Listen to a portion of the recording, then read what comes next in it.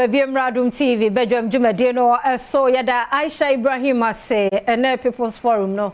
na yakoti de abara na obia se ne kwan ne phone lines e bi ni nyina kwan no enye de du soi ye ba be di ye ho enkomo na de yan kasa nso ye interview ye ho sa na tie if you say dwumadi a ye de aba sectorial debate last week na ye share ase na NDC ni MPP institutions and sectors ministries na ye wono omumienu nyina obi adi so pen obi a na omo se preso omo se adi so biemu ti said the last week ye kasafa energy ho no omo chechire mu NDC ba be chire mu MPP ni enya won chefa de na nso nchiremu no mu amuhu se de ko nti sa pepepe nso ne ye this time ye be se ye hwe health no na nsa na no ebia na ore fidie si last week said the ora John Jinapo chire the NDC wono mo ye ne won hwe ani mo sese tumi ni bedi won nsem a wono mo be ye no enkohwe bi mra ye ba e toso na poku asese ye bulk supply point $60 million bulk supply point ne say hona nka ne nyina ba beduru ansa na ye distribute ye another 50 million one aya kaswa Accra Central ye 40 million Abuaze Prestia line 330 kV ni 30 million Ghana Burkina line AFDB Jean Francis Vermont 174 Ghana Burkina line say ye change line no na Ghana power na ebenya no ya consume bi na ya export bi ama Burkina ye be free ba mu na ye timi export ko Burkina Côte d'Ivoire Benin Togo all these countries and na a generates ka bebre because ebema dollars under the friend West African power pool no Ghana ye position Ghana say ye be the central hub when it comes to power distribution ama Nigeria for kra be hu ye se ne edima Benin no ye ntoa so na enko Nigeria ntino we had countries like Côte d'Ivoire Burkina Mali Togo Benin omunyina we could export power to them and ye 10 gridco around ama ye be kono gridco made a profit of 70 million until we had dealt with the transmission system no properly. This is in comparison because where Esla levies are President Mama no de buy no total amount unyaye 3.2 billion. President Akufo-Addo was President Mama anya de any sector levies and we no. So far he's achieved 45 billion cedis of energy sector levies from 3 billion to 45. Petroleum revenues fangwa ye ho adwuma nyina yenya 3.4 billion. From President Mills 8 years through President Mahama President Akufo-Addo enya 7.4 billion more than double what we got. Eurobond a car body a share economy nim NDC 3.5 MPP 11.45 billion Bank of Ghana financing 0 2016 0 2022 Bank of Ghana bulk 2023 54 billion stabilization levy yeja 200 million Emma President Akufo-Addo yenya COVID stabilization levy no ko yi 200 million edi betua nurses yes our raw food program ne honkeka ho nyina no na yesika ya pe edi ato ho ansa na ye ko in the stabilization levy ena President Akufo-Addo etimi anti we no we na see a sectorial debate na say na tie obebusa na MPP we da no wa ma enti na ye NDC na say na onya ihunhwa obi asi form a but ya na enyo no nko anso ne gina ho ye wo sectors no stakeholders a won so matter enti na bi wo mkopek wo mu ene GPLTU obi anso wo mu 26th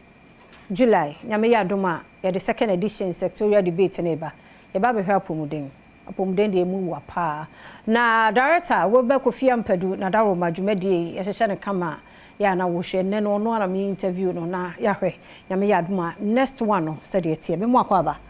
yeah se bibia boko ya de kan de to aso ya na se ya odo na se odo no ko wura akire dodo ate ya ne ba na mente odo no ba se bibia e fine yes mo ye adwuma ni team no adwuma na mo ye ne sectorial debate yeah yenya pa ho to my first edition ne ba ye ye wie ye na after no na feedback ne te say if ya me das na mi chia ye tifo ne ya hefo nyina so basically no ye yanga sakra no after the first edition AGNSM even though you say oba Adom TV oba Cam brands no Kokromoti power obi enim say do elections wo Ghana has say dia baby a obi enwura bia no ye de ebe wura na ye de there was here the brew near the brew enti from the idea point na ye nim say novel ye nim say idea TV station bia nya bi enti no ye ba be ye na ye weigh the options saying na first edition besi akọ no cause them say yeah first one in the responses even from the two parties in the MPP ni NDC ni na ye very good other even colleagues from other media houses are joining in omo a share so am a feedback say oh idea very good now the money very good more pa say idea information for nkrofo beto abam onso obi ono mu a wate energy what be say energy light nko ana fuel nko ana fuel nko and you head the way ye ma NDC for kwan na nke was MPP for beka obo mo nso ama na omo chiechire mu ene examples omo man na nkrofo nso so a omo te sa adwumadie na senso bebusa questions na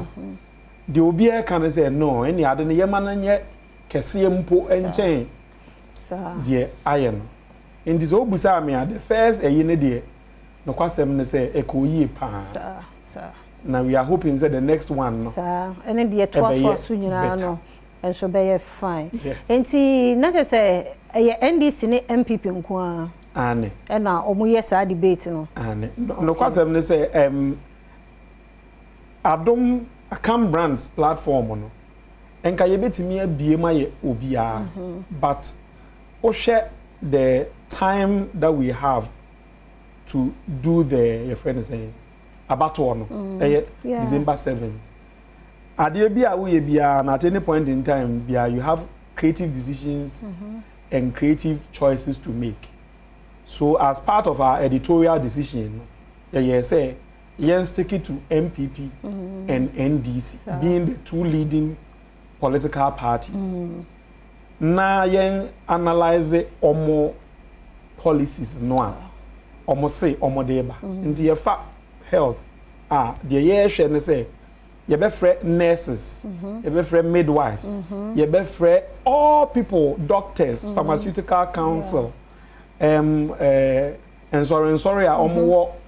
hospitals okay private nurses sa groupings ni nyina beba na omo nso so a ewo fie nso so nso a join ne yen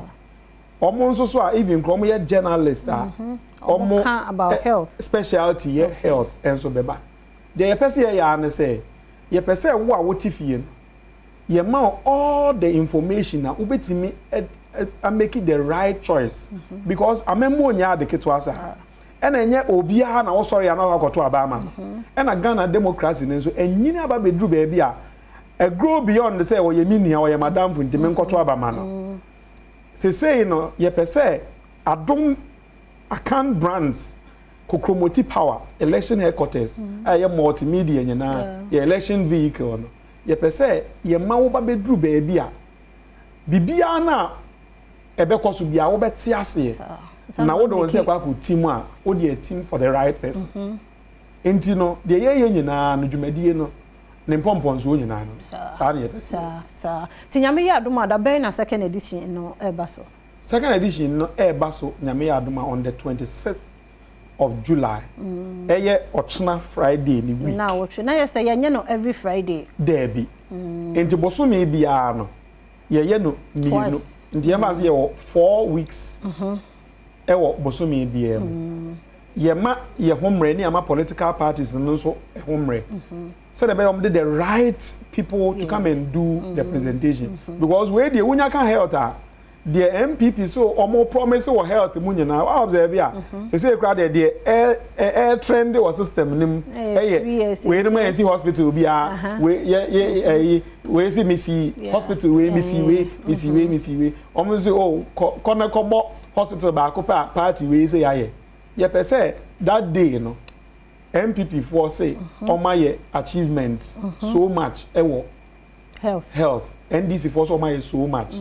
da be kire de wo ye afei so say wo ba eni ebiem na wo ba be ya aka ho enioma ben ne yenhwe ani mu wa aban a ebeba eno ne yebegina ho de ahwe because afia sabi o say yare ni bi mpie wu fie da obeka say simple but say we obi a wutua dialysis 3 times a week now had the cost of dialysis in this country obi wo fie or cancer and now or terminal disease bi ana yare bi a even kra ne kra he no bed syndrome wo sika kra na wo pe ba bi adakra no problem o yare unya ba bi na enti no ya pese sankofo ya omo ye akandifo a omo di anim no ombe kire yen enti no bed syndrome kwan ben ye be fa so a you be resolve sa issues in health obi say was say nurses try exam in some try exam was so yes was sa nyoma ni nyina we want the politicians themselves be gina ho be kire de oba eno na ye he ni sectorial debate nti ye be ya na ministries ni nyina ye be ye eno so before election ane ye be ye ni nyina sector bia was ye bosso e contribute to enipa na e kwakoto aba no a life housing ewom economy ewom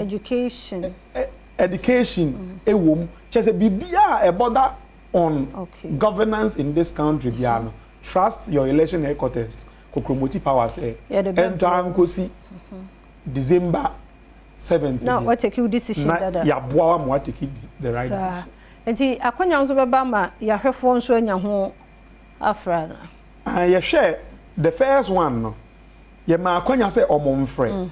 Na ye hu say enipa dodo ana etime frɛ within a space of time na ye de man na esua. Okay. And the na be ya eye omunti ne ye ni nti no. Ye the number betu dwa every next week eko. Okay. Na wo fie wo questions bi a wo no wo de asende to de sende a eye afia mankwa wo ankasa o man hene kwabna asante ene akwasinsia a mo ye candifo da sa adwumadi ya no mo be ready ama questions no mo de abada da no okay bibi etwa to na afi ye mfansi wadaroma ye encourage obi a say omo nhwe Adom TV Badwam Friday 26th of July free anopa 7:30 ekwa kwakosi 10:30 ye ma akwanya hwe fa afutuo wom na make the right decision but ye kenden say show no start 7:30 ye normal show na e sha ase Badwam na ne Badwam no anje said ye ba 5:30 no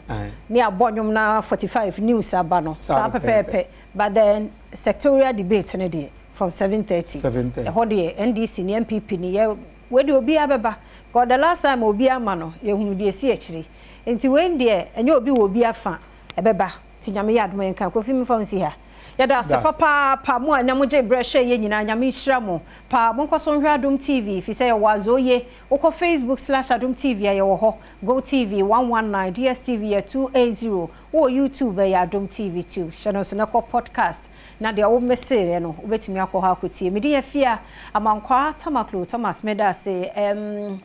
minipa refuding meda se papa ya ko dwumadi nka ye etoso